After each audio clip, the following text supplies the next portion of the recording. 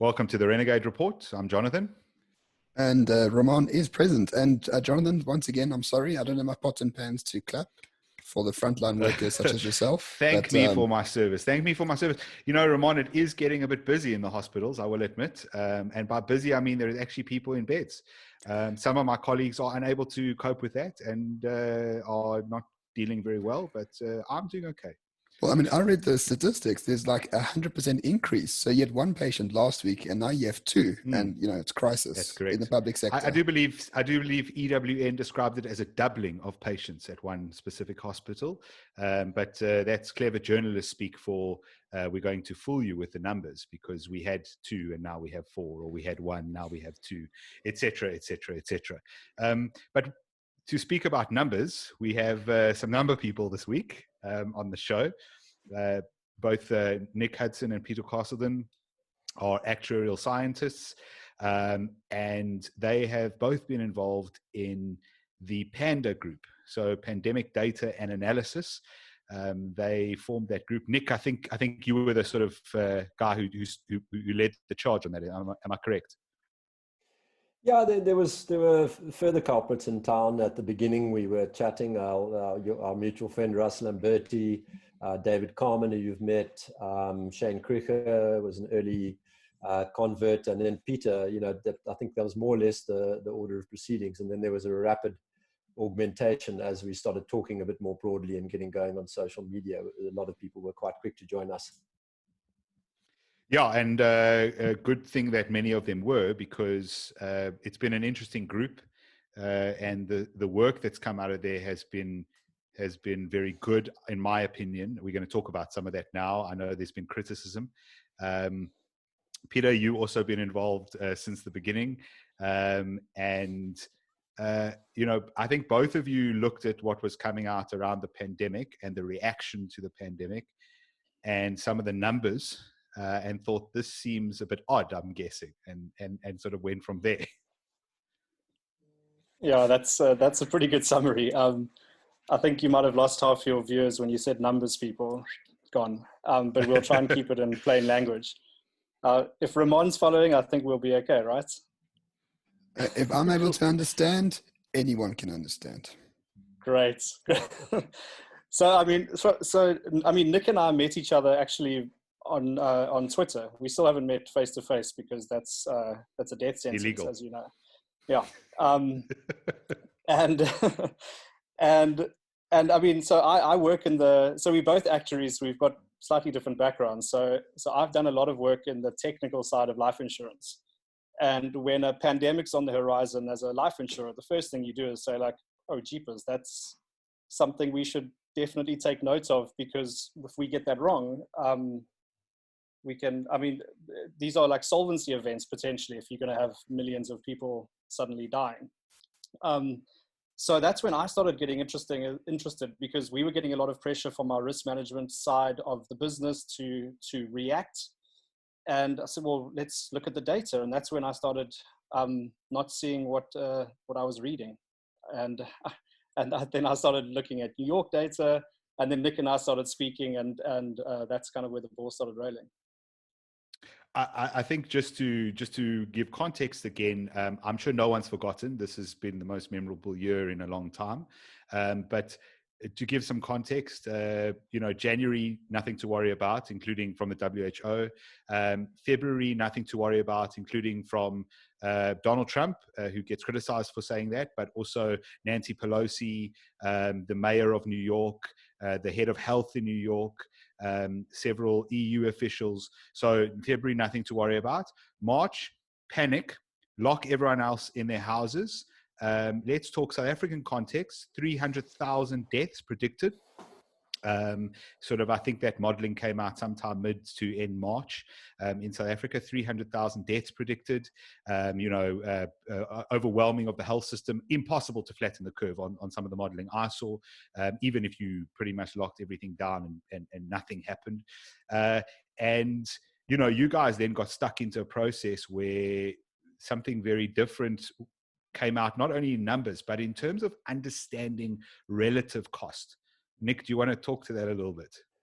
Yeah, and I think it might be worthwhile just rewinding a week or two before those big numbers came out, because there was a very important event that we wrote an article about a couple of weeks ago, featured in Biz News, called the epidemiologist who missed the boat. And the reference there was to the Diamond Princess cruise ship.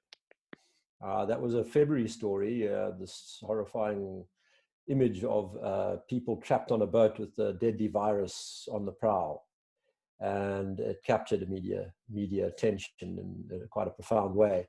And it is the kind of event that any numbers-oriented person, statistician, is quite interested in, because it presents a very petri dish kind of view of a pandemic. You get a closed population, you get to see what goes on with the disease if it's studied properly on that boat. And that jumpstarts you in a remarkable way. It brings you forward by many months in terms of your potential understanding of an epidemic, because you get this little view of what happens, how things unfold. And you can extrapolate from that in some way with provisos to work out what it might do in the wild, in the country. And so we were watching that thing pretty closely, and a paper came out in March, early March, describing the epidemiology on the boat. And I and a couple of friends looked at this thing, and we kind of drew the inference that, this wasn't going to be such a big deal. You know, when you took the population mortality of that boat and extrapolated it onto the rest of the world, we had a very simple heuristic. We said, look, a boat with an incredible density, you know, hundreds of thousands of people per square kilometer, it's very infectious disease with a long incubation period, lots of asymptomatic people. All of these things were clear from the analysis and one air conditioning system. And one air conditioning system, exactly. Yeah, and you've got like the crew living in bunk beds, you know, 6 a cabin, sleeping a foot and a half apart, that kind of thing. Buffet restaurants. Buffet restaurants, cabarets, you know, dances, this kind of thing. Yeah, you look at that, and we actually had a heuristic going. We said it's not going to be half as bad as the boat. And we built a little model, called the Diamond Princess model, which was simply based on population mortality experience on that boat times half, you know. And that little model turned out in the long run to be incredibly robust, because we proposed that model would produce a ceiling for the number of deaths for any particular country, that nobody would go worse than that. And that observation was 100% correct. It's never been exceeded in any country. In fact, the closest that anybody came was Belgium at 69%, I think was the number last time we did the maths. Might have got to 70 by now. And it was an interesting sort of little exercise, but made more interesting when all of a sudden you open the newspaper and Neil Ferguson is forecasting more than 500,000 deaths for the UK and more than 2 million deaths in the US. And our own modelers are forecasting 375,000 deaths in South Africa. You know, we were gobsmacked. For the UK, I think we had estimated 70,000. And so we were at 1/7 of Neil Ferguson, and bearing in mind that our story was a maximum, you know. At that point, we were just absolutely staggered by what was going on. How the hell were these guys getting to these numbers? What were they reading that we weren't reading? And, you know, sure enough, as time's gone by, the UK has topped out at around 40,000. And South Africa is sitting at less than 1,000 right now, quite far into the epidemic, nowhere near the 375,000 death level. And in fact, the totally ludicrous thing is that 375,000 estimate would have been a good estimate for the world, not South Africa, you know? I mean, how wildly off the mark can you get, and how far can you miss the boat by? You know, that was kind of where we were. So there was this kind of incredible dissonance for us. And we looked at this thing and said, man, the read is off the charts. The risk management response is off the charts. This is a very dangerous time. Lockdown is an unprecedented experiment.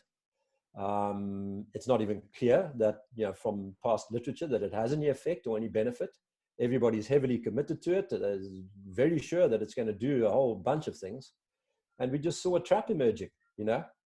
If experience was going to be light, as we were forecasting, and the models were predicting mayhem, then everybody would interpret lockdown as having bridged that gap, which was the real danger, and then be terrified to come out of it. And so that was what led to us all getting a hell of a fright, feeling that there were existential crises popping up all over the place, and that risk was very severe. And as Pete says, when we got in touch with each other, we started trying to say, how do we start putting some common sense into this discussion? And this is where Peter's insights into the actuarial modeling on the life side turned out to be invaluable to us, because, we very quickly put out that paper, just introducing into the narrative the idea that lockdown itself would have mortality consequences. And that was the Quantifying Years of Lost Life paper that came out in, when was it, Peter? When did we actually publish it? First week of May. First week of May, yeah. Yeah. And we put that paper together in a weekend, basically, really hard work, a couple of days. Yeah, it tells. It looks like a weekend's work as well. It does, yeah. Well, the second version has a logo on it somewhere. Yeah, and more references. And more references, yes. But it was well received. The paper proposed that the costs of lockdown from a loss of life perspective would exceed the potential benefits of lockdown by a factor of more than 30. And we approached the exercise of getting to that ratio by trying to actually do the opposite, by trying to prove that lockdown would work. And we couldn't even come close to that. I mean, the 30 multiple is the lowest we could get it. The real multiple is probably much, much higher. And in fact, subsequent work that we've done at Panda to try and assess the impact of lockdown on the epidemiological curves is showing that the impact is zero. We've taken it from several perspectives. Lockdown has done nothing to affect the pandemic curves in the countries that have imposed it. And you can look at that from a variety of perspectives. We've got databases of mobility that we can go from country to country and see, the impact of the lockdown rules, how they worked on the population, and then try and see whether that had any impact on the pandemic curves. And the answer is no, it does not. We can look at the stringency of the lockdown rules and compare those to pandemic curves and see that there's no impact. We can look at the imposition dates of the lockdowns and try and see whether they had any impact on the decay rate of the reproduction rate for the local pandemic. Nothing. There's just this repeated finding. We have probably 6 or 7 ongoing projects, each of which is turning up the same result, which is lockdown did nothing from an epidemiological perspective. Yeah, I think we should maybe just clarify that a little bit. Sorry, Ramon. So the difference between lockdown and doing nothing, absolutely nothing, there's probably is something there. But a more common sense approach is going to give you all the benefits we may have had from lockdown, as in wash your hands more often. Maybe keep a little bit of social distance while this thing is viral. You don't need to lock people in their homes to be able to achieve that thing. So I think the difference between pretending there was nothing there and what we did can be explained but not by lockdown. Yeah. So I'm speaking to actuaries, a doctor in this very meeting, and I'm the layman. I'm not gifted in science or data or anything like that. What determines what gets read around the world in terms of the data? How can someone like you, Nick, and you, Peter, create a model that estimates 1/7 of another model, for example, but somehow that model is used to determine to lock down the 4th biggest economy in the world? And so why there's so much confusion for someone like me who does read the media and assume they're telling the truth and assume the politicians know what they're doing? How come there's such this conflict between the different models people use, and why are the models that promote apocalypse are seen as more robust than the ones that, for example, you are proposing? I know that's a more political question than a data. Yeah, I think maybe one way to think about it is that there's a general narrative that there's wide scientific consensus that those models are right. Okay, and I mean we're saying that we don't agree, but who are we? I mean, we can build some basic spreadsheets. But there actually were plenty of scientists who are in this field who were also disagreeing. There was a lot of Michael Levitt had a lot of feedback directly to the Imperial College on their model early days.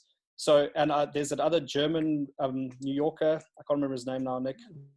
can't even pronounce his name. Lutfutowski, Yeah. Giesecke, Yeah. So there's been Ioannidis, Katz. So there was never really massive scientific consensus, but for some reason the apocalyptic one became the mainstream view.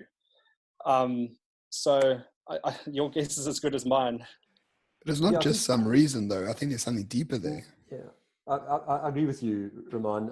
And it's been a thing that's plagued me for weeks. You know, if we were a little bit apart from somebody else's model, you'd sit down and you'd have a discussion and you'd compare your parameters and you'd have a little argument over whether this person's data set was better than that person's, or the smoothing techniques or the fitting techniques, or some technical argument would ensue. And you'd kind of either agree to disagree, or one of you would change your modeling technique or whatever. But when you're talking about the difference between 500,000 for the UK and less than 70,000 for the UK, it's not in the domain of somebody's parameter, you know. So there is actually something deep in this. And I think one of the stories or one of the narratives that I would play with in trying to understand that is the idea of anchoring to a class of models. It seems to us to have been the case that epidemiologists have been trained to use a certain type of model in response to epidemic, or to try and understand epidemics. And these SEIR models, which you hear a lot about, are kind of, where we understand it is they emerged from veterinary sciences as a way to try and understand the dynamics of viral and bacterial disease processes.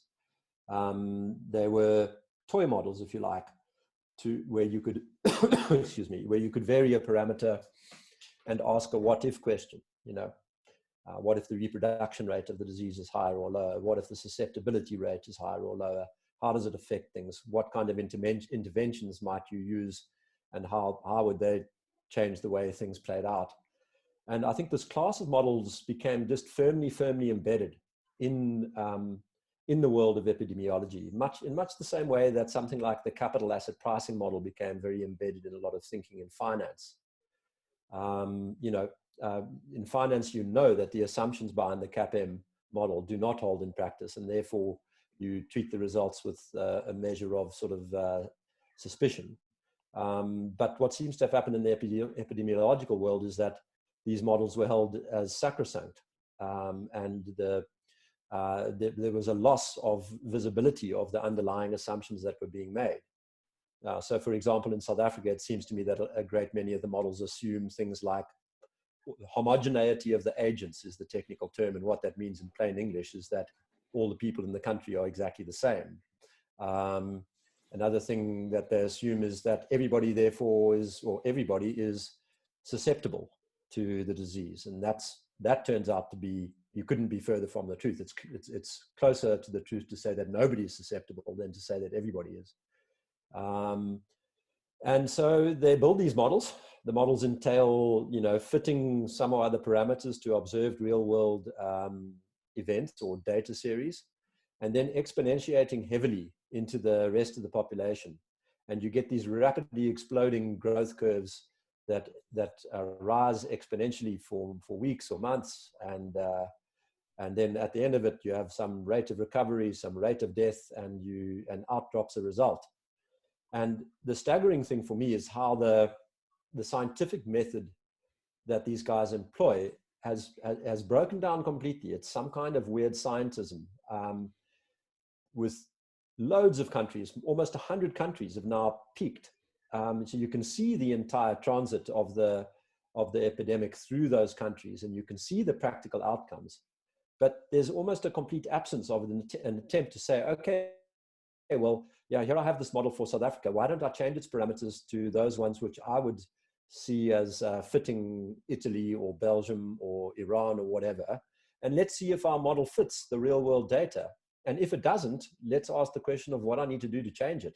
That process has been singularly lacking. And, you know, that part of it for me is breathtaking. You know, if your model translated to Italy predicted 1 million deaths in Italy, and Italy is only producing 60,000, surely you should rethink. Surely you should ask basic questions about, not just about your parameters, but about whether the entire structure of your model is appropriate. And as far as we can tell, that process simply hasn't happened. Yeah, I mean, maybe Nick, I can add something to that. So please put a big asterisk next to this, because I can't find the source again, but I read it a couple of weeks back. Is that if you go back to the Spanish flu and the data seemed to be good enough that you could see a death count per US city, and they were hit pretty hard. You can't fit one SCIR model to, you can fit one SCIR model to a city. That model doesn't predict any other city. Okay, now I can't find the source again, but that just tells you, it's like Nick said, it's more useful for kind of scenario planning and, well, what happens if it was double this rate or half this rate? What is the impact from a almost a philosophical point of view, or theoretical point of view, as opposed to in practice? But if an SCIR model cannot fit previous pandemics consistently, there has to be something wrong there. I think there's a very important conversation to be had around a few things around the modeling. So there's a conversation around the individuals who are involved in modeling and sort of the so-called rock stars of the epidemiological space. I think there's a discussion around consensus science. I mean, Nick, you mentioned that. With regards to consensus. And, I don't believe in consensus science because science isn't about agreement. That's not that science doesn't care whether you agree or not. That apple didn't fall from the tree because Newton agreed with something specific. It fell from the tree because gravity is gravity. And even that is something that obviously evolves over time with the physicist's understanding. So the consensus science is a worry, and I think this is a good example where we believe, inverted commas, consensus, and you mentioned the word scientism, not science, and we everyone ran with it as almost a populist concept, rather than the reality of what's happening. And then I think there's also almost a naivety to people who perhaps work in academics. It's both a naivety and a skin in the game issue for me. Yes. So the naivety side of this is the notion that I can work with mathematical modelings like an SEIR model, or anyone who's done high school physics and maths would know that they work about, a box on a plane and how much it would move down the plane depending on the friction and whatever. But if you actually try to work those models out in real life, there's far more complex equations that come into it. And you can't just base it on a high school math sum. The same with launching a SpaceX rocket into space. It's not as simple as a calculus function that you learn in high school. There's a lot more to it. And so there's some naivety to believing that these sort of models that are used in the lab or models that are used in the classroom can equate over a population of 7 billion people, which are all very multi-complex organisms living in different sized cities with different densities, different exposures, different temperatures, all of these types of things. And then the skin in the game side is really about, you guys are actuaries, and I know both of you, Peter especially, if Peter makes some wrong calculations to the level that Murray or Ferguson have made these wrong calculations, that would cost a company billions of rands or dollars, and would basically bankrupt them. So there's real skin in the game when you make these calculations. Your own job, an entire company, there's that kind of reality, and reputation, and because you are a career specialist in something, and I think those all come together in a giant melting pot of like horrible, and that sort of puts us where we're at. I don't know if you can pick up on any of those points. What you feel? I think, we actually discussed this a few weeks back, Jonathan, but I almost see the role of these academic epidemiologists to be almost like a country's immune system. So they produce models, and if you go and study Ferguson's previous predictions, they almost always outlandish. But the idea is to actually raise some awareness, perhaps so that the decision makers can make some pragmatic decisions And in that sense, to the extent that happens, and pragmatic decisions get made, it doesn't matter if their numbers were 10, 100 times too high, because they did the job. But for some reason, this time round, those numbers got taken as gospel, and we went off the charts in terms of an overreaction, almost like an autoimmune disease. And that's where I mean, I'm now just hazarding guesses, but I would say that area of epidemiology, when you overpredict and then a country comes in under, could be regarded as a massive success, because you've done your job. But now we are definitely going to come under, obviously. But we've reacted as if that was the bullet we were trying to avoid, which I don't think was the case. Yeah, I think Peter and David make good points there. The other things I'd like to point to in this regard is, and this is a problem I think that is richly expressed in the academic world these days, the heavily balkanized nature of academe. We had a rather amusing exchange right after our paper came out. There was a group of healthcare actuaries that took umbrage at the way we'd presented our results in the years of lost life analysis. And they came at us saying, you haven't got any healthcare actuaries in your group, you know. And we looked at the team that had put together their models, you know, and the striking thing about them is how similar they are as individuals, you know. All healthcare actuaries, all of a similar persuasion in many regards, similar career histories, very few involved in any kind of entrepreneurial ventures, no commercial experience. And we compared that to our team. Our team consisted of a couple of actuaries, but dominated by others. You know, there were also economists, data science people, doctors, a couple of doctors, you know.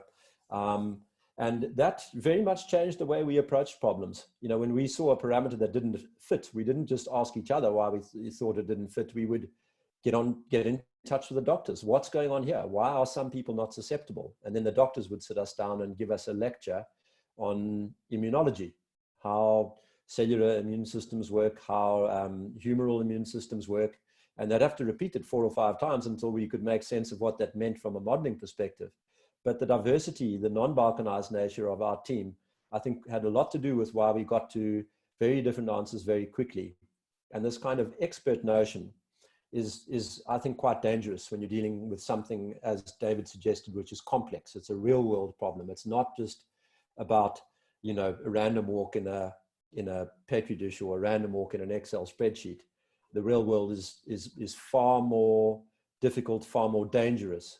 And so you have to sort of think about it from a very different headspace. I think that balkanization is a real problem in epidemiology and elsewhere.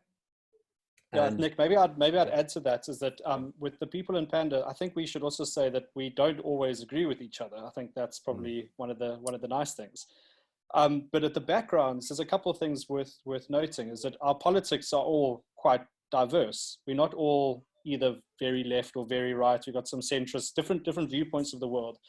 But at the same time, we don't have any real incentive other than trying to get to the truth of the matter here. None of us are getting funding from governments or trying to get funding for our next research project. None of us are making any money here. We're not trying to make money. It's actually costing us money. So I think also looking at what is incentivizing some of the craziness might go a long way to explaining your question, Ramon. Is it fame? Are there political considerations going on here? One of the most, let's call it the most stinging rebuttal we got from our paper was that we were discounting, I'm going to say it verbatim and slowly, we were discounting the probability that a new, more structurally sound economy might rise from the ashes, and therefore our numbers are wrong. I don't even know how to we just kind of laugh about it and left if it wasn't so tragic, it would be comedy. Yeah, was it a minister by any chance? No. It may as well have been. It may as well have been. But I think we've spoken quite well. We actually did this in reverse. We're supposed to talk about your study first, but we've done the opposite, just the nature of data. But When I read your study, and Peter, just explain to us a little bit what you mean by years lost in terms of in a lockdown or without a lockdown, like the lockdown years lost and a COVID years lost. What does that fundamentally mean, and what have you found out about years lost generally? Okay, so it's probably best to try and understand the question we were trying to answer is that with absolutely any policy decision, or actually any business decision or any resource allocation decision, there are trade-offs. There are always trade-offs. The fact that we're living in a world where we pretend there are no trade-offs says a lot about the world we're living in, actually. So what we were trying to say is that there is not only upside from lockdown, obviously. There is downside. The downside is not just money. The downside has other implications. So anyone who's worked in life insurance, what we try to do is we gather data and we make a guess on someone's underlying mortality, so we can price a life insurance premium for them and manage it without going bankrupt. So there's certain factors that we look at in terms of what is a good predictor of mortality. Age is the most powerful one. Gender is a pretty good one. Smoking is a pretty good one. But next to age, the most predictive factor that determines how long you are likely to live in South Africa is poverty. Okay, well, we will call it socioeconomic class. We use various different ways to get it. But the difference between a person with a high income and person with no income is multiples. It's like 600% bigger mortality. So and that's in an insured population. So in the real world, it might even be bigger. So the maths we did is not even that complicated. If you read our paper and have a spreadsheet, you can replicate it. There's nothing majorly complicated going on there. So we just said, if a small proportion of our population are going to get significantly poorer, and when I say significantly poorer, it means going from a 6,000 Rand a month income to living off 350 the government throws at you, right? So that's going below the breadline. What is the impact on their underlying mortality if that happens, using fairly straightforward kind of life insurance actuarial models? And so we also said this is actually quite controversial if you're not used to the notion, but you shouldn't just compare the count of lives on one side of the equation and the count of lives on the other. And this is an equation that actually happens all the time. Even Stats SA use it when they look at road death impacts and things like that.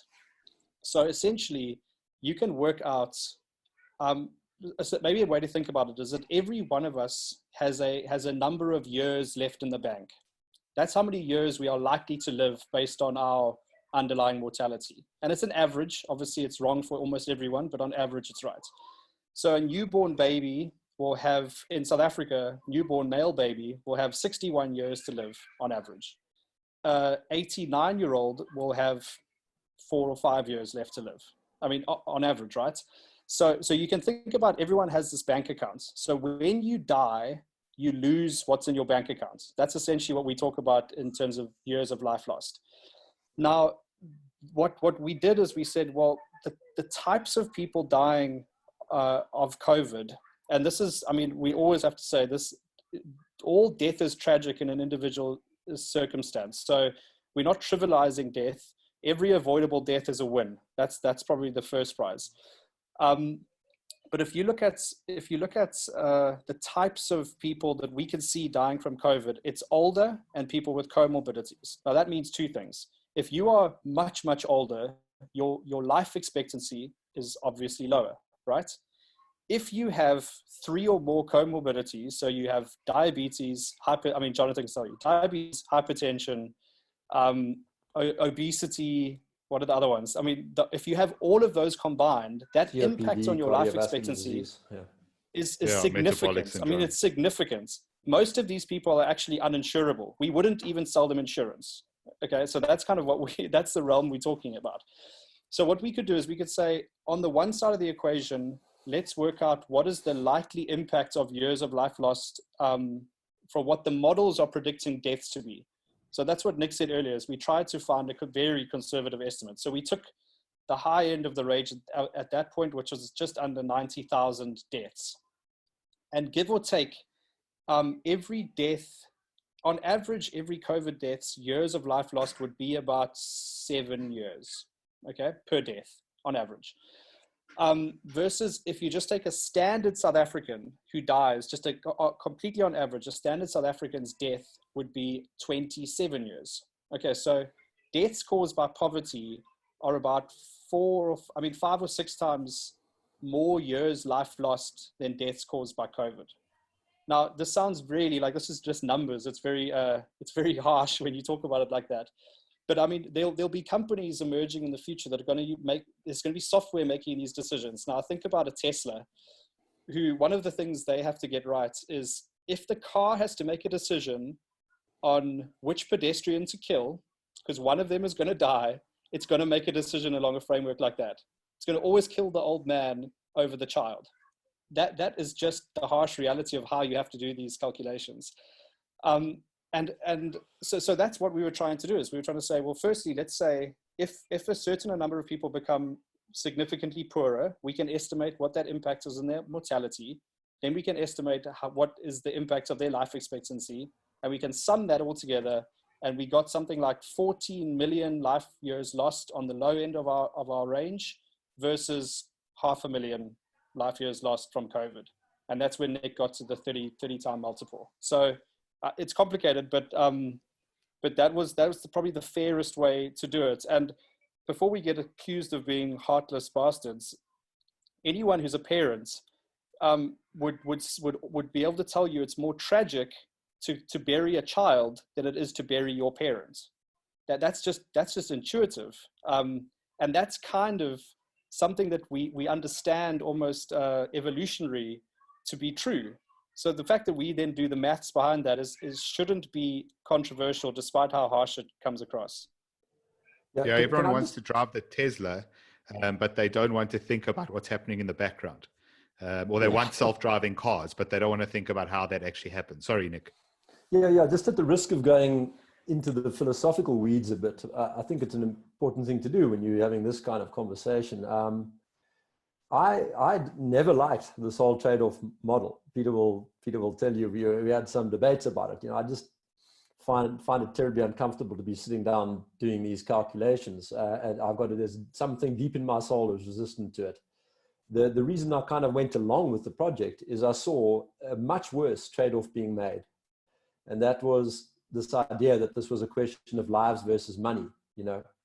That was a very silly perspective, and it was widespread. The idea was that, don't complain about the consequences of lockdown. We're saving lives here, And so I didn't mind attaching my name to a project that made this a lives versus lives debate, because there are mortality consequences to putting people into poverty. Poverty kills, and I didn't think it was a problem to make that point.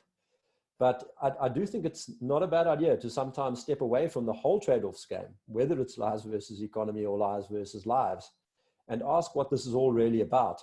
And in my mind, it's really about where is it right for a state to step in and get coercive? When is it proper for government to say, right, we've got a disease on our hands, you, Mr. Informal Trader, you, Mr. Businessman, we are going to shut you down right now while we sort out this problem, okay? And I don't care whether that causes you to starve. I'm Big Daddy State. I will come up with a grant or something like that to keep you out of misery. Trust me, I'm going to do all of this. I'm going to get it all right. That general setup is, I think, a morally reprehensible one. I don't think that any government should be sitting in the situation of saying, right, I'm going to inhibit or totally obliterate the rights and wherewithal and livelihoods of this portion of the citizenry in order to protect that portion. I have a problem with the general setup. I think that a better one is to inform the citizenry of the risks that it faces, to be honest about it, and then to allow people to make their own trade-offs, to decide whether they'd prefer to be exposed to a disease or starve, because that's what it's about. And so, for me, it was very much a pragmatic step to say, okay, these actuarial calculations, it's important that we do them. It's important that we make the point that lockdown loses the trade-off game. It's been interesting to me in seeing, you saying give people the information and let them make their choices. But in fact, the information that's been given to people along the way here, this is worldwide, but this is also in a South African context, is that we are dealing with a deadly virus. I remember a couple of weeks, not a couple of weeks at this point, a couple of months now, it must be 6 weeks back, I think the NRCD posted a video, a YouTube video on their account in which they filmed one of their leading scientists, and she basically said, look, COVID is not a particularly deadly illness. We need you to be careful, but it is not particularly deadly. It's mostly harmful to most people, and most people will recover with no problems. And there was an outcry, an absolute outcry at the time. How can you downplay the threat of the virus? And just in my own experience, what I'm seeing, it's quite interesting. What I'm seeing amongst colleagues, medical colleagues, is that people who were convinced that they were going to die, frankly, just 2 months ago, are now at the point of screw this. But there are other issues with the patient population, and to an extent with the nursing population, to convince them now that yes, there's a virus. Yes, it can affect certain populations quite badly, but most people are relatively unaffected. Or if you weren't panicked about the flu for the last 40 years of your life, you shouldn't be panicked about coronavirus. But getting them out of the panic phase is so difficult, because the information they got given was wrong, but correcting that information error is very, very difficult. And I mean, I'm sure you guys have had similar interactions, but I mean, I'm talking with everyone from domestic worker to patients who are terrified of coming to hospital because even though they've got a bad illness or something that could kill them, they're more worried about coronavirus. They're less worried about their cancer. We have patients who are less worried about their very dangerous and aggressive cancer than they are worried about the coronavirus. And then, nursing staff. And so we've got for example, in hospitals, we have this problem now where if someone mentions the word coronavirus near a patient, the entire ward or theater or whatever it has to be goes into this like weird lockdown where everyone dresses up in biohazard suits for no apparent reason.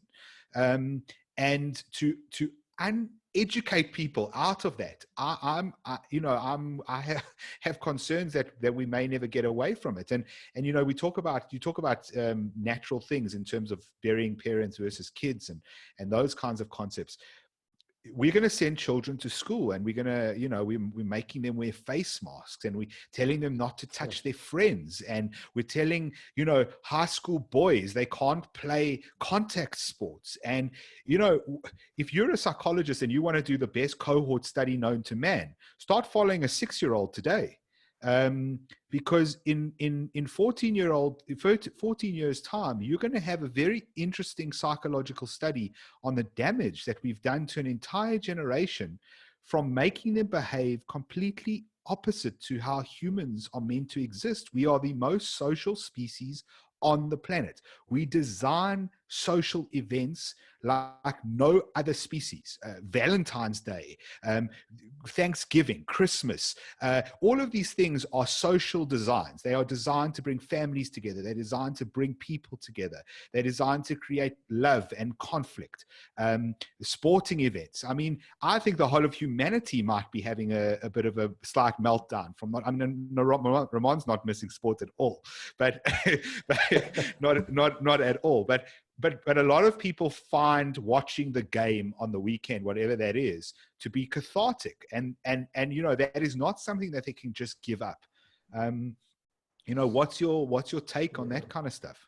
Yeah, I mean, I 100% agree, and I think there's a couple of things that you can point to here. The one is the fact that clearly death is something that we just don't deal with. It's just the humans don't die except from coronavirus. I mean, that's what I've read, apparently.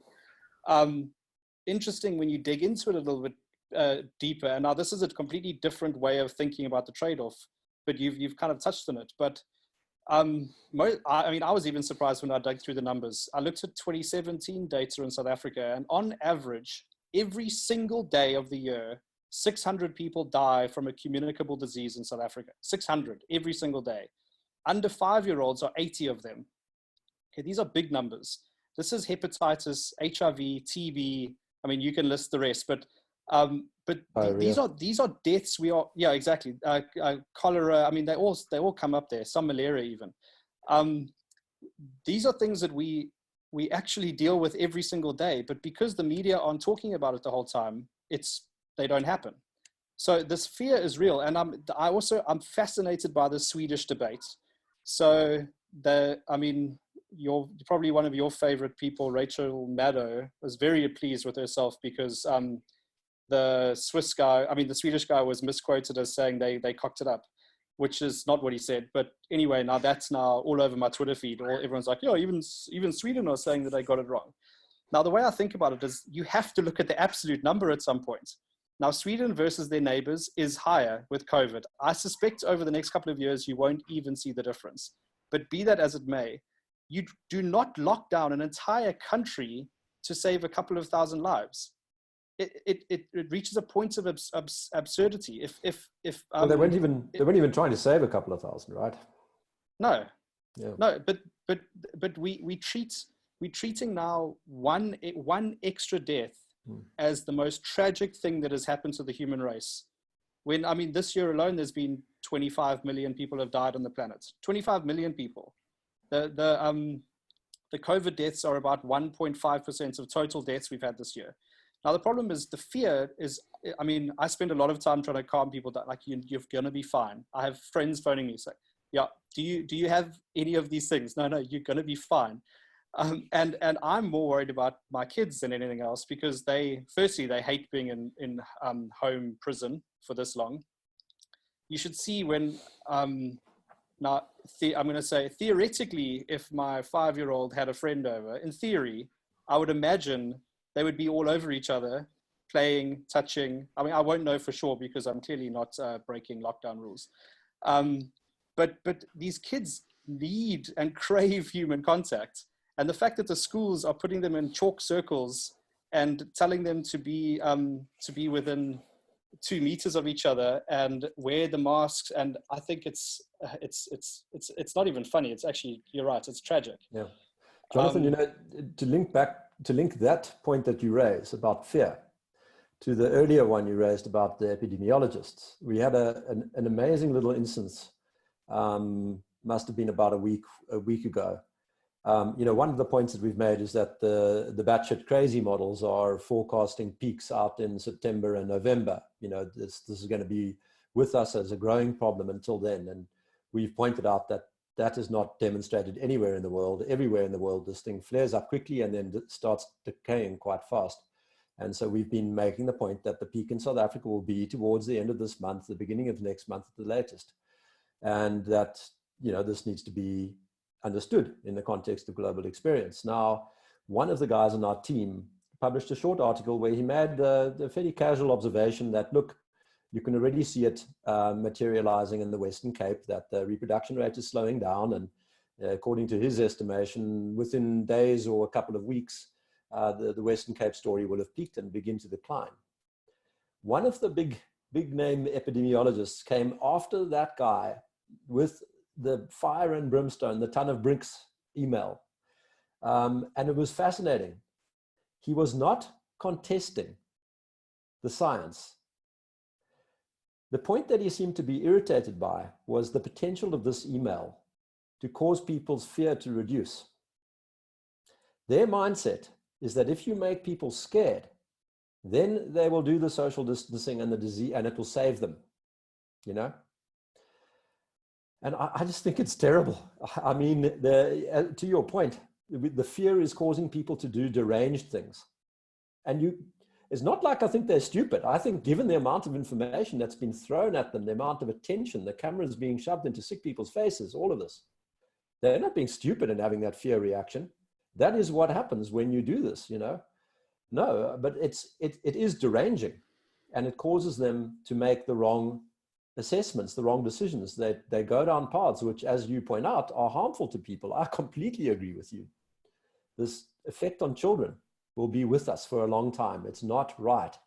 And this business of the social distancing and PPE in schools, it has absolutely no basis in science. It's a load of codswallop and harmful. If you have children's interests at heart, you will not do any of those things.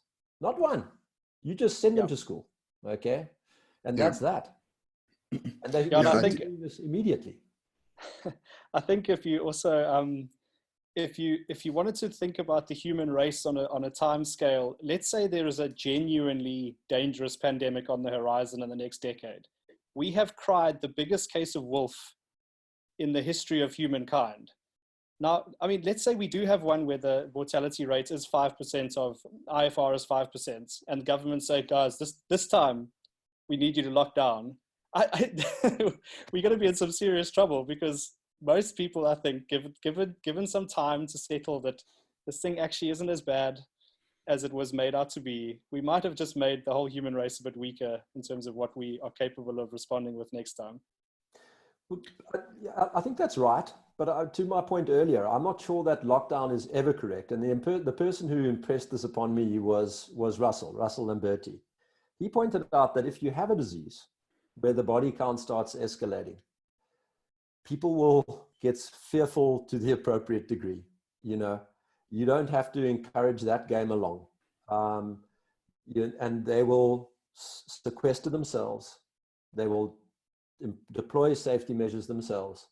If the body count is mounting up, if you have an Ebola that hits some substantial portion of the population. And I think that's correct. There will not be a need for coercion under that kind of event. So I hope that what comes out of this is that lockdown is taken off the table as a solution, never to be tried again. I hope it's written into countries' constitutions that lockdown will not be tried again. Whereas I want to believe you, Nick, but I think lockdown, they see now that it actually works. Because let's look at the political considerations of a lockdown. You're giving the executive ultimate power for however many weeks they want to have it. Only yesterday, Jackson Mthembu gave his post-cabinet briefing. And the stories, the questions posed to him at the time was, I mean, the scientists say go to level 1 and you staying on level 3. What's the deal? And he says, guys, these questions are dumb because we have taken every single decision to save lives. We're doing this for your benefit. The political machinery of this country is gaslighting people like you cannot believe. And of course you would think, well, the WHO has been wrong so many times on this regard. Their own scientists that they're using, Professor Glenn Gray being one, says, go to level 0 or level 1. And they're saying, well, we're looking at the WHO and we choosing the middle ground because we are benevolent, right? We are benevolent, but we care about you and your safety, and we are benevolent. And it seems like the justification for a lockdown actually gets stronger the more the natural surge of infections actually becomes, in actual fact. As a political question, not a medical one, as a political one. Yeah, I mean, it's interesting. There's so much in what you just said there, because you said the World Health Organization is a counterweight. Well, how many layers do we want to peel off that onion? They've been bad actors in this whole process. They've been in that agenda of creating fear. They've been in the agenda of bad science, bad philosophy of science. I mean, how ridiculous is this contact tracing in the context of a disease where 70 or 80% of the cases are asymptomatic? You know. Yeah. I mean, the government officials talk about the infections as if it's only the cases that have been picked up. There are probably 1 million or maybe even 2 million infections out there in the wilds of South Africa. So what are you doing when the one who gets sick enough to arrive at hospital, you suddenly throw your arms up in grief and start running after every contact that person's have, knowing full well that there are millions of cases out in the wilds of South Africa. It's a ridiculous construct, and yet the World Health Organization sets a contact tracing complete contact tracing control as one of the conditions that ought to be in place before you relieve lockdown. that is stunningly bad science. It's so bad. It's bad to the point of evil. And I don't know even where to start with the World Health Organization. From the get-go, they seem to have been deploying a corrupt philosophy of science, an empiricist approach, a data sort of start with the data and develop your theories kind of approach. It's nonsense. We've abandoned that kind of approach to science 70 years ago. Science is about conjecture and criticism. They want to kill the criticism, along with the help of YouTube or whatever. Is it YouTube where you're not allowed to criticize about? Huh? So it's interesting because I think really what's happened, and the reason why we've ended up here, is because we've got this conglomeration of people who all think in the same way, just in general. And you describe it as an evil way, or at least it has poor outcomes. Put it that way. Yeah. So the WHO is a certain way they view things. It turned out that CNN also kind of liked the way that direction. It turned out that Neil Ferguson also liked that direction. It turned out that The Guardian also liked that direction. And so what we've had is we've had this conglomeration between media empires, between epidemiologists, between scientists. I mean, I'll get onto the Lancet now because I think it's worth bringing up. But between science journals, between some doctors in positions of power, between governments, certainly, who have all gone, okay, individually, we all have different ways we would like to do things and different places we want to go. But this is an opportunity for us all to go in a general direction we kind of like. And they all conglomerated together and fed into each other. The counters on the screen of CNN, which, by the way, disappeared the minute there were riots in the United States, and it was good to riot. The counters on the screen recording deaths. I mean, I had to change the television every time I got to work in the morning, because here I am in a hospital where we have COVID patients, and there's like this running counter on the screen, and I've got junior colleagues who are literally getting like riled up as I'm watching them. And I would change the channel permanently to like entertainment channels or movies or whatever, so that people would calm the fuck down. But you've got the media buying into this. You've got the epidemiologists then going to the politicians and going, guys, this is going to be like a Roland Emmerich film. It's the day after tomorrow, but real life. And then on top of it, you've got the governments going, okay, panic essentially. And governments, when they panic, are very dangerous things.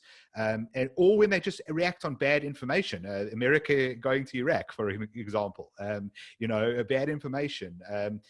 But then on top of that, what you also have is the world we live in, where you may not question the dogma of the day.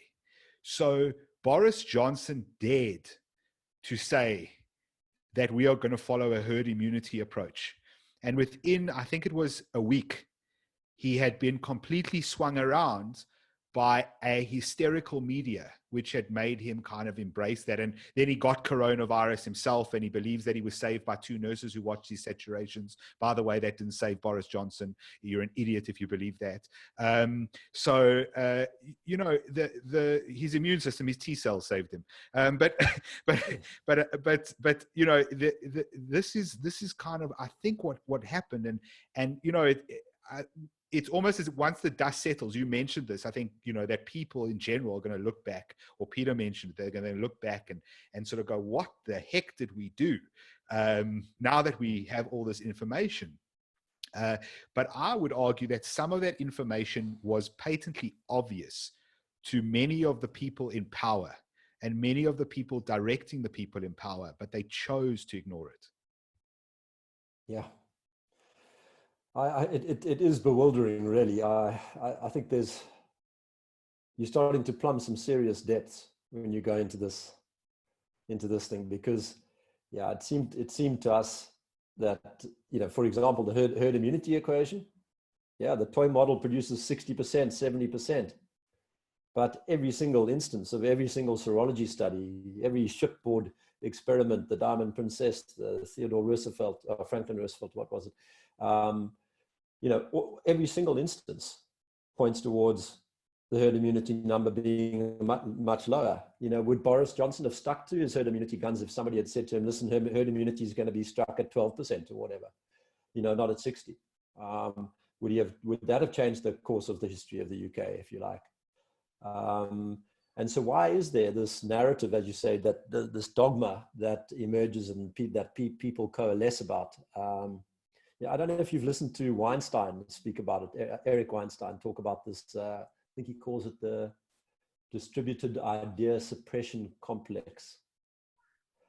So where there is this narrative that builds, and anybody who comes and scratches at the narrative gets silenced, suppressed. And that seems to be like an accepted way of going about it. Whether you're a little actuary in South Africa raising your hand and objecting to the absence of any recognition of the economic consequences of lockdown, there's an attempt to silence you. Somebody comes out and says, well, whose authority do you speak on, or whether you're Giesecke or Knut Vitovsky being thrown off YouTube, there's this idea that it's totally okay to take the dissenting voice and silence it. And that's part of that narrative, right? Who's to challenge CNN and the World Health Organization and all these big supranationals? And also embedded in that is the idea that it's somehow good to have central authority determining policy for all.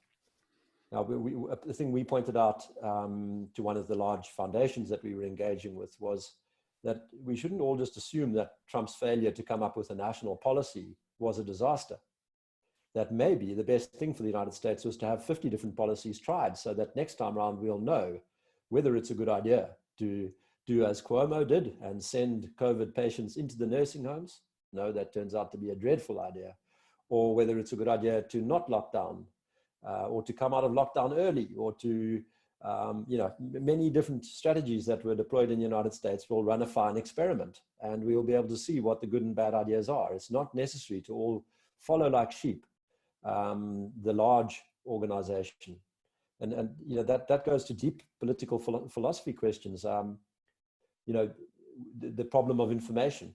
How does the center know what's good in every single circumstance? Is the center taking into account the unique circumstances of developing nations when it creates a one-size-fits-all lifting lockdown policy? How on earth would people be expected to get those problems solved correctly at the center? I mean, well, we've known the answer to that forever. They can't. The information problem tells you that they cannot get those things right. The response needs to be distributed, decentralized. And Hayek wrote about this 60 years ago, right? The knowledge problem. Friedrich Hayek wrote about this 50 years ago. It's common knowledge. Yeah. And so instead what you get is the big idea that happens to pop into the head of the guy who runs the organization on the day, in this case Tedros and the people immediately around him. That big idea pops into the head and suddenly gets imposed everywhere. And then you have an inability to correct the error. The philosopher physicist David Deutsch has a conjecture. He says that the ultimate evil might be destruction of the mechanisms of error correction. And I think it's a hell of a valid kind of construct. It really appeals to me. I think that it's a very deep perception. And that's what we've got going here, is when you center power like that and you defeat the maverick, the dissenter, you are destroying the mechanism for error correction, and it's calamitous. I think maybe sorry. Go for it. Sorry, Peter. Go. So to maybe also answer the political question, it sounds funny, but I feel a little bit sorry for the Boris Johnsons of this world, because they had to make a political loss aversion decision. So the mainstream narrative became 500,000 dead if you do nothing, right? If you had the dissenting view, and actually some people telling you, no, man, you're looking at 60, 70,000. What is he's got so much to lose by going against the mainstream narrative from a political decision point of view. And I noticed something interesting a couple of weeks ago. So there was a very, very heartfelt letter written by an older gentleman in the UK to his MP. And this is this whole Dominic Cummings, him being out and about stuff. So his letter essentially said, I had to watch my wife die from a distance. I could only speak to her on the phone. I don't know if you saw it. It was, it was 3 weeks and I could only talk to her on the phone, and she died alone. And I did it because the government told me to. And I'm now incredibly angry that this guy decided to disobey the rules. And I thought that's an interesting one to observe, because his anger is correct, because people should not be flipping dying alone. I think that is as tragic as the children being deprived of mental security. He's angry with the wrong person. He's angry with Cummings. He should be angry with the rules that told him he couldn't see his wife before she died. It's just this weird, government was right. So I'm not going to be angry with them because they're right, but I'm going to be angry with the guy who broke the rules, who in fairness probably shouldn't have, given his position. But it's just, I don't know why. I would be so, firstly, I would have definitely broken that rule if I was in a situation where loved ones dying on their own. Are you mad? That's probably one of the biggest tragedies of the response, is that the 350,000 people who have died surrounded by hazmat suits. That's horrible. That is a horrible, horrible way to go. And it's like, that breaks my heart. And that there's also no science behind that. That's just tragic. And I just feel that people have this, a lot of people have just trust government by default. I think the media helped them make that decision. And then their anger is misplaced when tragedies are meted out on them on an individual basis. And that happens in South Africa too. So, I mean, this High Court judgment comes out and it says, no, these regulations are irrational. If you can have 50 people with a death certificate crowding around a coffin, why can't you have hairdressers have 4 people in their hair salon? Like, it is that basis of thinking, which is, grade 4, right? I mean, it's really lower level thinking. And of course, it's irrational in that regard. But then you have people coming out after subsequent to the judgment being said, and they say, oh, it's a bit confusing. It's probably not good in law. They look at it at a very mechanistic, political level rather than an actual sociological, human level about the consequences of such a judgment. The regulations that you're imposing on people are destroying lives, livelihoods, social relationships, a variety of things, right? And we're not talking about lives lost as in your model. But everyone looks at it as, oh, it's confusing, we can appeal. And the government says, yeah, we will appeal, but we won't appeal straight to the con courts where we could get an urgent basis and get it sorted out in a week. No, we're going to appeal to the High Court. And if we lose, we'll go to the Supreme Court of Appeal. And if we lose, maybe we'll go to the con court. That is a 3-4 year process. Yeah, it's at very best. cynical. And the implications for me, especially once the regulations came out in so-called level 5, is that the lockdown has very little to do with COVID-19. In fact, in the South African context, he was Churchillian, according to News 24, when he imposed the lockdown. And then as soon as you saw the regulations, you saw it's a complete political power play. And they've mastered it to a degree that is phenomenal, to be honest. And only 8 weeks later, I want to challenge you. It's a problem. I want to challenge you on that one, them masking it. I always find it amazing where the ANC, let's leave it. Let the government does things that just seem a bit like nonsense and there's an agenda at play. But that same government will tell you to your face that's what they are doing. I mean, Cyril himself said this is an opportunity to reset the economy and blah, blah, blah. But we act surprised when they behave in a way that is completely consistent with what they tell you that they're going to do. So none of this stuff surprises me, to be honest. But no, we're so keen for them to be benevolent that when something odd happens, we then find ourselves excusing it away. And I had a really long debate with an old colleague of mine about the first set of regulations that came out about when you could only exercise in windows, and I mean that stuff that made no sense. And what I find with him, it's a case of a sample of one, but there's a desperation to anchor logic to the regulation. So the regulation's there, and now I'm going to explain it in retrospect. So I said to him, well, think about it this way. Let's say they allowed you to exercise. Is the first thing you would have said, shit, man, they need a window.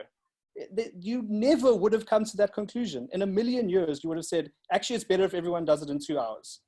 So when they make a stupid decision like that, why on earth do you then go try and find reasons that it might make sense? I don't know. Maybe I'm a lone voice in this thing. Just think of it in this way. The ANC has made the white middle class, who never vote for the ANC, defend the policies of the ANC in an emergency. That is a political coup de grace that we've never seen before. It's impressive. It's impressive. And they've mastered it. That's what I'm talking about. The only thing I would point out is not restricted to any particular race. I mean, a good deal of the small businesses that are being the most affected here are informal traders and, small businesses that employ people of all races. So, I mean, there may have been an intentionality in some of the heads of the ruling elite that did go to race, but the impact has certainly been felt across the board. No, that's true. But I only use the white middle class as the demographic that does not vote for the ANC in principle over the past elections. Yeah. Yes, there was a feeling. We've had this feeling a lot of the time that, especially in the large corporates, the attitude has been, we've used the word supine, that they didn't see the thing coming. And a few people have tried to persuade me that, no, that's not how it works. There's a conversation that goes on in the smoke-filled room, and those conversations are happening all the time. Don't worry, Nick, the lockdown's going to end soon. There's just that's what Bats thought. That's what That's what British American Tobacco thought, right? Yeah. Oh, we had a great conversation. Oh, you get fucked. Yeah. Level 4. Okay, level 3 definitely. Oh, get fucked again. And now they run to court. 8 weeks later. Just think a bit. I think also though. Sorry, Nick, go for it. I was going to just say, one of the things that struck me here is how technocratic the thinking is in large corporations. I coined the phrase a couple of weeks ago that there's not much daylight between Davos man and a socialist. No, there isn't. No. There isn't at all, and it's quite funny given what Davos was meant to be. But at the levels of, when crony capitalism gets to its worst, it essentially becomes socialism. It's an elite ruling class and deciding on the lives and functions of the rest of the populace. I think though, to point out on the political side is, yes, Ramon's point is valid around certain groupings and the ANC and the government. But it's also to point out that people should really, from my perspective, take away from this that if you ever needed a demonstration that politicians are not in it for you on all sides, this is it. The DA also messed this up. And it's not like they didn't have voices. I obviously privately have contact numbers for many of the people in the DA. Obviously, they don't necessarily choose to listen to me for all the conspiracy theorists watching. But the reality is that I'm not the only one who raised alarm at what was happening from the beginning. And they, as a party, were very much behind the lockdown.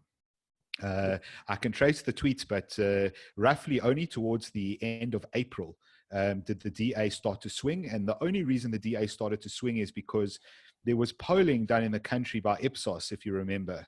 I think it was Ipsos, and I think it was published in the report, if I'm not mistaken. And it said something to the effect of 80% of people across all race groups agreed with the lockdown. And 2 weeks later, they repeated similar, well, everyone was doing similar data collection, but 2 weeks later, there was similar data collection done, and that had reversed. So it was after Cyril had announced an extension, and we had been screwed over by NDZ on the cigarettes and all that kind of stuff. And that started all reversing. And at that point, it became politically expedient to be on the other side of the argument. It became the point at which less than 50% of the population continued to support the lockdown regulations as they currently existed. Jonathan, and for me, sorry to interrupt. Yeah. There's more nefarious than that. The DA gave the smart lockdown approach to the ANC, which they are implementing now. The ANC grabs it, throws away everything that sort of, doesn't suit their mood, and say, well, it is a smart lockdown because we've got this plan to level down. But the regulations, we are still in charge, bitches. So it doesn't matter about your stupid smart lockdown. Absolutely. The DA stormed into the room with a nice fancy new weapon, and the ANC took it off them in a little bit of a skirmish and then started shooting back with it. I think that's 100% correct. But so just on that sort of point is politicians worldwide have failed here. I don't think there's one politician who comes out of this clean. I have before said that I feel some sympathy to world leaders, for example, because I think it was very difficult to make the right choice. It was hard to do that. It was hard to make those right choices in the beginning with assumptively, in a room, 30 different experts shouting the odds. You can imagine in the sort of room that Donald Trump set up with Mike Pence heading up that task force, for example, or the SAGE group that was set up in the UK, or the NCC that was set up in South Africa, and a million other committees all over the world. Australia had similar issues. Nick, just to return to the point about having someone to spot errors, or the person who might be the lone voice in the room, going, maybe this isn't the right approach, guys. Maybe we should consider alternates here. This Lancet study, I'm not sure how much you guys have seen of it in the past couple of days. So I first became aware of the Lancet study about 2 weeks ago when it was published. I think it was published about 13 days ago or something like that. So obviously, to give the viewers and listeners a little bit of background, obviously hydroxychloroquine has been controversial throughout this. And the main reason it's been controversial, in my opinion, is not because it doesn't work. In my opinion, there's no reason it doesn't work. It's not a cure for COVID. There's no doubt about that. It also doesn't seem to work for late disease, but it may very well help to stop progression to severe disease because of the way it works with zinc, and the way it allows zinc to get into the cell. But the reason it's controversial is because at some point Donald Trump mentioned it in one of those early press conferences. And Donald Trump mentioned it, obviously, because it had been mentioned to him. It's not like he knows anything about the drug. And then it became Donald Trump is literally killing people with hydroxychloroquine. And within a day, the media had managed to find a woman who had herself and her husband taken fish cleaner, which had a chloroquine phosphate in it. And her husband had subsequently died, and she had been admitted to ICU as a result. And then it was Donald Trump has resulted in the deaths of people because he's advocated for hydroxychloroquine. Just on a side note, that woman has now been charged with murder for apparently poisoning her husband intentionally. But hydroxychloroquine was very controversial from then on. And there were then many studies being done. Several were being argued about because the original big one was a French study. It wasn't a big study. It was, I think, 24 patients. And there was a lot of argumentation around whether it was valid or not. And this published study in the Lancet basically turned around and said, no, hydroxychloroquine is bad news. It doesn't do anything. It doesn't help. And what's more is it kills people because it causes all these cardiac arrhythmias. So that study gets published in the Lancet, and the WHO study, as a result of publication of that study, gets suspended. So the WHO was doing a study, I think, in 6 different countries, or it might even have been more, but we were one of them. South Africa was one of them. Suspends their entire trial based on this publication in the Lancet. The editor of the Lancet is a deeply political man. He has spent years advocating for certain types of politics. In fact, the Lancet has become more of a think tank than a journal, frankly. They have forums on climate change. They have forums on how to change the entire agricultural sector. There's something called the Eat Lancet, which I'd love to discuss some other time, Ramon, because it's an hour podcast to discuss the nefarious nature of that, and how we should stop people from eating meat worldwide. Based on very dodgy science. So the Lancet has become this sort of corrupted journal, which is terrible because it essentially is one of the world's leading medical journals, that and the New England Journal. And they published a study, and immediately a whole bunch of detractors, these people spotting errors, Nick, start noticing, hold on, there's a problem here. And the problems are relatively simple problems. They're not finding calculation errors in advanced mathematics. They're looking at it and going, you're saying you had X number of patients who took hydroxychloroquine, but at that point, there weren't even that number of patients admitted in this state. So how are these numbers possible? And this happens from pretty much 2 days into the release of that paper, and within 5 days after that, the editor responds by coming out in support of the authors and the legitimacy of the paper, and he backs it. And another week passes, and there's just too much. There's just too much evidence that this is complete nonsense. They're trying to pin it on one person who participated in the study, one of the authors, and that it was just him that was at fault. But peer review doesn't work like that.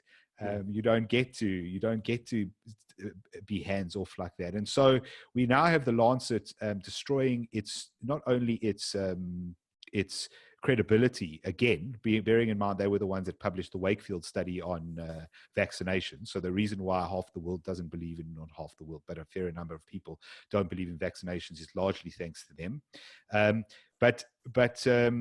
We have them publishing the study and then having to retract it and then pretending like there's nothing wrong with it. I mean, the editor's refusing to resign, thinks he's done nothing wrong. Your takes there? Yeah, look, I mean, I'm out of my depth in commenting on the merits of the one drug or the next, or the BCG or the non-BCG, or the vitamin D or the non-vitamin D. But I like the fact that those discussions exist as debates, or I hope that they exist as debates. I prefer the idea that the people put up their hypotheses, and then there's a criticism, and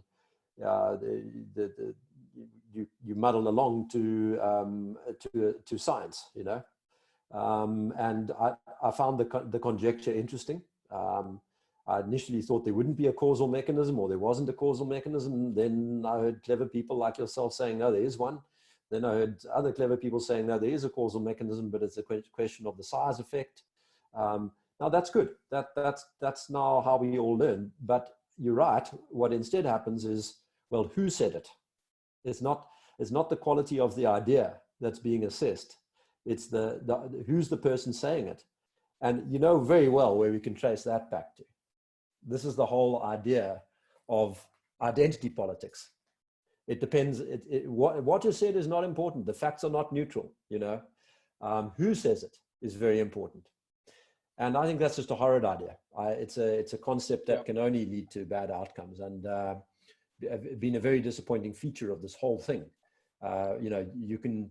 You can, as you say, you can predict from political affiliation, from which newspapers you read and so on, whether you would be in favor of lockdown, whether you'll be in favor of NPI as a class of actions and so on, whether coercive politics is your beef. It all comes from this tribal kind of notion, this identity-based notion. And I think this is one of the many bad memes that are being completely shown up in this whole crisis.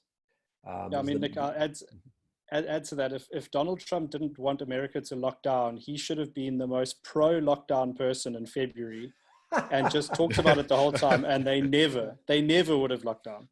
Guaranteed. Yeah, and I mean, for what it's worth, I just cannot stand Donald Trump. I find him the most loathsome individual on the planet, really. I would probably vote for him ahead of Bernie Sanders, because I regard Bernie Sanders' memes as much more dangerous. Talk about trade-offs. If you want to kill a few million people, go and follow those policies.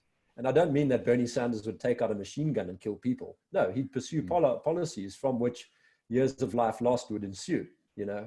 And it would also be observed in the absence of innovation, in the absence of problem solving, in the absence of error correction. Yeah, so I think answering the Lancet thing, there seems to be a massive people want the conclusion they want for whatever reason, and then they go and either cheat like those guys did and make up data. Yeah, the opposite of science. Or cherry pick the data to tell you. So you want to prove lockdowns work, so you go backwards from Sweden. And as opposed to saying, I want to simply test a hypothesis, and then you come to a conclusion. So anyone who has that kind of bad faith acting is going to always find the conclusions they want, because you can always cherry pick data and manipulate it like that. That's quite sad. The secret source of pairwise comparisons is, as one wag on the internet called it, and science proceeding by this kind of like very selective cherry picking. And there's something almost beautiful in the elegant stupidity of it. I don't know if you saw, Peter, just the last couple of days, one of the great actors in Twitter, El Gato Malo, Boricua Gato, who's produced an astonishing amount of excellent research on the question of lockdowns in particular. He went through the Nordic countries' data to see whether at aggregate mortality you could really see a difference. And he did it in a very clever way. He produced a graph of aggregate mortality for Sweden, Finland, and Norway, and asked people to decide which one described Sweden. Now, you cannot do it, unless you have the underlying data series. You can't pick out Sweden. And then he went into asking why. We all can see in the statistics that are published on Worldometer that Sweden's results are worse than Finland's. Why? And it turns out that there are massive differences in the data collection. Sweden assumes that if somebody has died with a positive coronavirus test in a nursing home in the last 30 days, that's a coronavirus death. So that would pick up, just to explain, I mean, in the 85-year-old age group, it might be that there's 15% of mortality if you have coronavirus. So if 85% of those deaths that they're counting are not coronavirus deaths, they're people who had it, recovered, and died of something else, And then it turns out that I'm not sure it was Norway or Finland, one of the two countries, it turns out that their deaths only include hospital deaths, so don't include any nursing home deaths. And that's massive. For example, in Canada, 85% of deaths occur in nursing homes. So you've got the one country taking a very extreme approach that will undercount, and the other country taking a very extreme approach that will overcount. Well, bang goes one pairwise comparison, And that's also why we've taken this approach of saying, okay, let's step right back. Let's take all of the countries in the whole world.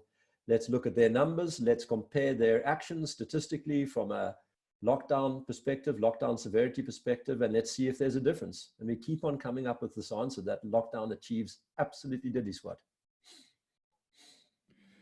Yeah, and that's, as someone who supported a moderate lockdown myself, I can see that. Thanks to new evidence, and especially evidence from you and from Nick and Peter in this regard.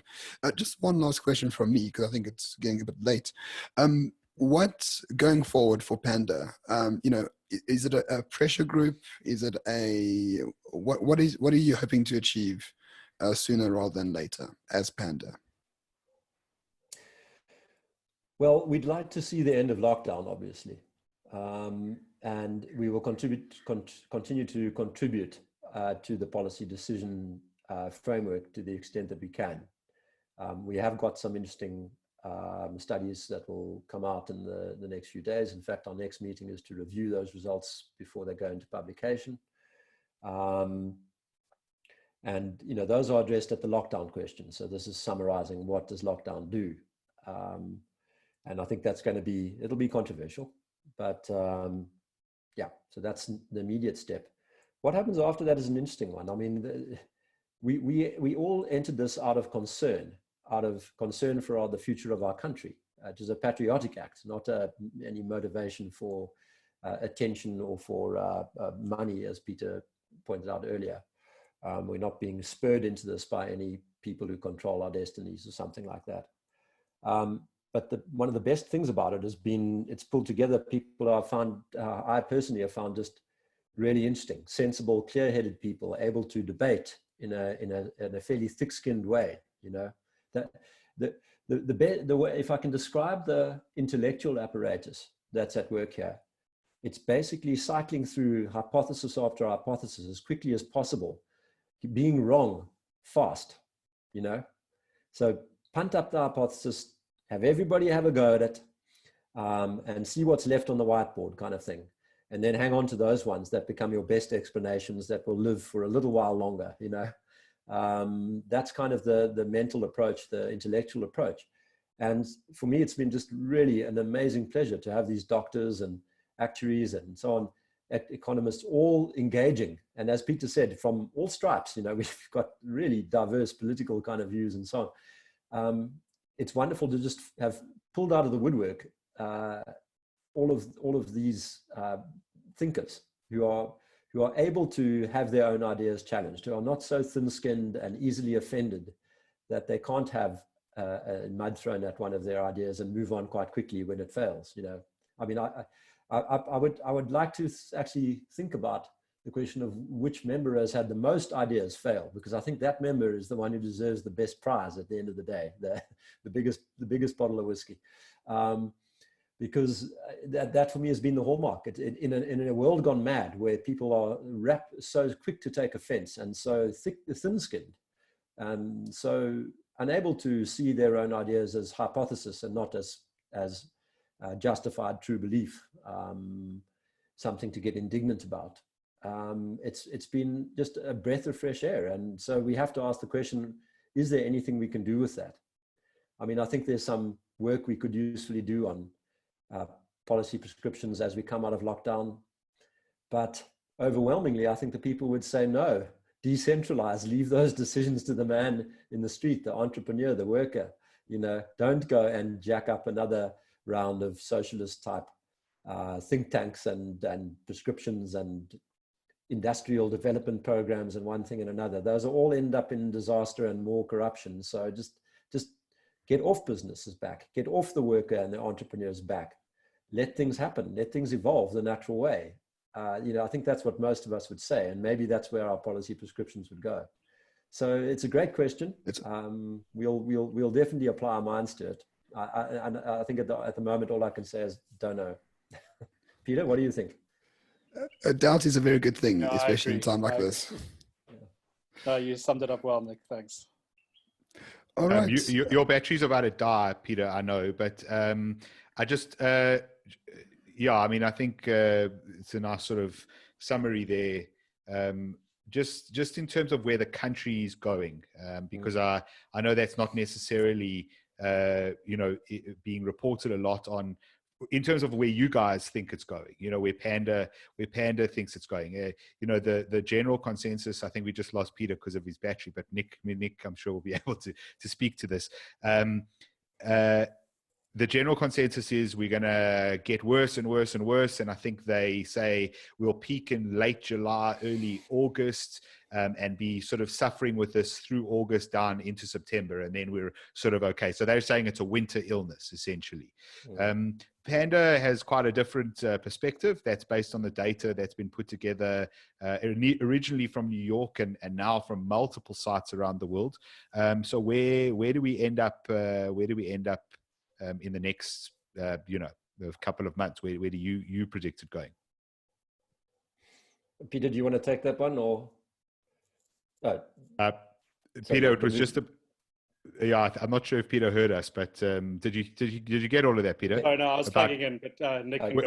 My question is where are we going? Because the general consensus is we're stuck with this for 2 months, and then we're only going to get out of it in August, September. But Panda has a very different model of, you know, I mean, I know you guys are talking about the Western Cape peaking in the next week, and then it's sort of all downhill from there. Yeah. I think we see deaths topping out towards the end of June. In the Western Cape, probably the range of deaths we're talking about 3,000 to 5,000 in total in the Western Cape. The rest of the country is hard to say. But I mean, I think we'll be well over the worst of it come July. Yeah, I think that's a fair summary. And I think it's important to reflect on how far away that is from the numbers that started this whole story off. 375 or 355,000 or whatever it was. And here we are saying that for the whole of South Africa, less than 10,000, you know, the problem.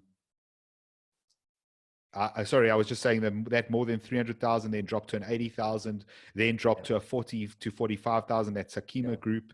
And now the WHO number is 23,000.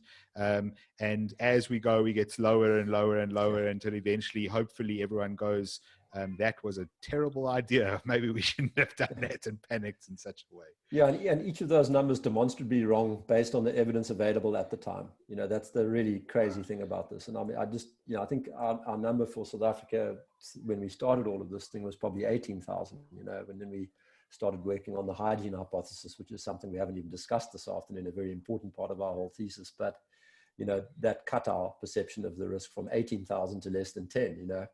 And so it's just, you got to pinch yourself when you think about how far we've come and what the compounding of error that has driven us to this horrible state. I mean, in I terms think, of the, sorry, Nick, I think at this point, it's not, we're definitely going to be under 40,000. I think we can safely say that.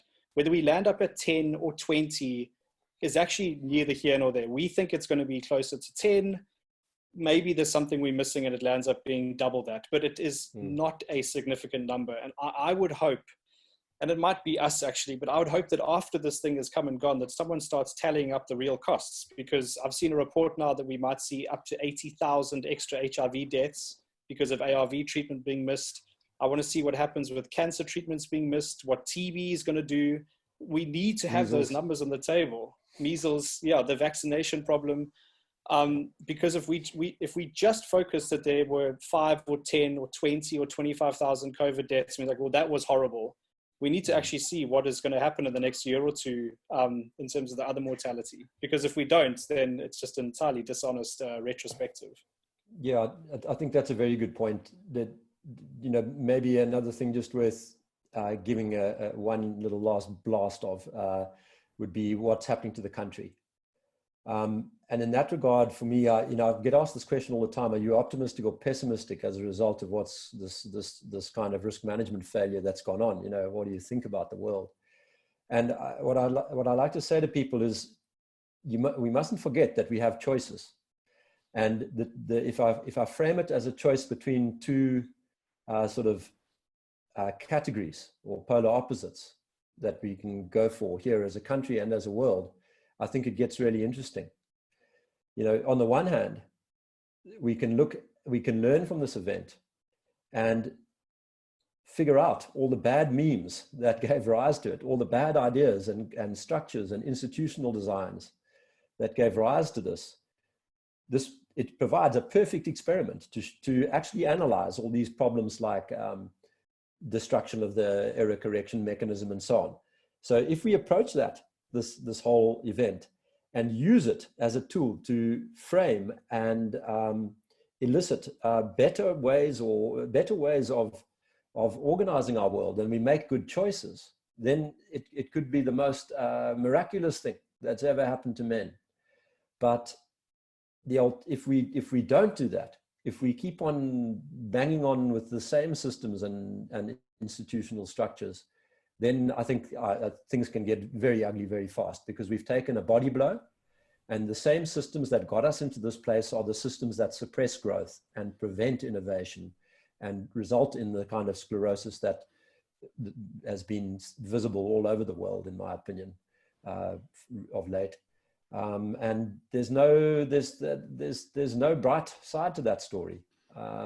So the future is uncertain because it depends on the production of future knowledge, and we have to go and produce that knowledge. Yeah, and assuming people can learn from history, which is not always evident. Yeah, well, I'm an optimist in that regard. I detest optimism, but anyway, it just assumes things will happen. No, you have to make them happen. That's my view. I agree with that. Of course. And Nick and Peter, what an absolute pleasure. I've learned a hell of a lot over these, almost 2 hours, I suspect. Yeah. And I just want to say, thank you for contributing so greatly to this debate, and in a way that was methodological and vitally important. Hopefully one day we look back and look at your paper and your studies and Panda generally as, the people that were correct or were the court jesters that we needed at the time. And I think that's, hopefully that will be the case, to be fair. Yeah, thanks everyone. Thank you both, and for putting together an interesting show. I'm going to have to start watching it. All right, perfect. We got one new viewer. So together with your mom, Ramon, that makes 2. I call your show a guilty pleasure. I'll never admit to it. There you go. And that's why we're not growing. There we go. It's the opposite of viral. Yeah, well, renegadereport.co.za, on Twitter, renegade_report, Facebook page and group, Ramon at Roman Cabernac, myself at Jonathan_Witt. Nick and Peter are both on Twitter. I'm going to mess up your screen name, so just give them a quick shout out. Sure, I'm Nick Hudson CT for Cape Town, Nick Hudson CT. Cheapers, I think it's Peter_Castleden. Something like that. let me check that quickly for you. I think that's right, it's Peter_Castleden. Nick, you can always move to Connecticut. CT also stands for that. So when Cape Town falls, Connecticut's waiting for you. When they get a new governor. Sure, and then Panda actually has a Twitter page as well. Panda19, I think it is. Pandata19, yeah. Pandata19. Thanks so much, guys. Really, really appreciate it. As always, thank you to everyone for watching and listening. If you are listening to this on a podcast app, please do rate the show and leave a comment if you feel like it. YouTube, give it a thumbs up, subscribe, and we'll catch you next time. Thanks so much. Cheers.